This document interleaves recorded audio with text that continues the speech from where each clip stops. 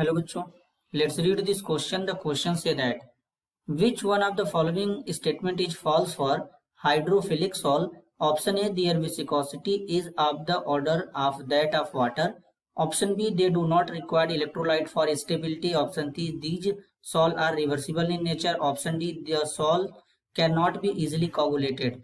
First of all, key concept.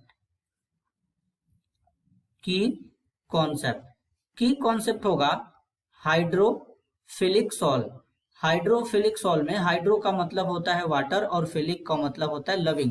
Basically ऐसे substance जो liquid के साथ इजीली शेक करने पर या हिलाने पर कोलाइडल स्टेट में चले जाते हैं उसे लायोफिलिक कोलाइड या लायोफिलिक सॉल्ट कहते हैं। फॉर एग्जाम्पल यहाँ पर क्या होगा बच्चों, बेसिकली जैसे हमारा स्टार्च है, स्टार्च के अलावा हमारा प्रोटीन हो सकता है, प्रोटीन के अलावा गम हो सकता है। इन सब्सटेंस को क्या करेंगे, बेसिकली जब वाटर के साथ शेक करते हैं तो ये हाइड्रोफिलिक सॉल्ट का फॉर्मेशन कर लेते हैं। अब जो हाइड्रोफिलिक सॉल्ट होते हैं ये क्या होते हैं, बहुत ज्यादा स्टेबल होते हैं। अब स्टेबल का मतलब अगर हम इसमें इलेक्ट्रोलाइट ऐड करें तो इलेक्ट्रोलाइट ऐड करने के बाद इनका कोगुलेशन इजिली नहीं हो पाएगा, और कोगुलेशन इजिली नहीं हो पाने का मतलब ये स्टेबल होते हैं।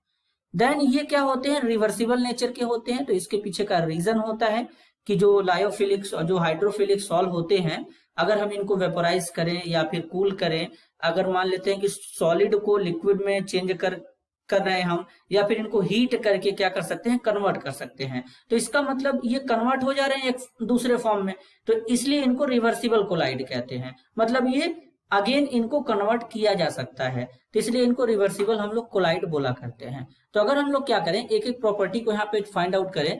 There viscosity is of the order of that of water. Basically जो लायोफिलिक कोलाइड्स होते हैं या हाइड्रोफिलिक, इनका जो विस्कोसिटी होता है डिस्पर्जन मीडियम में बहुत ज्यादा होता है, तो ऑप्शन ए जो है वो गलत हो जाएगा, जो कि फॉल्स है।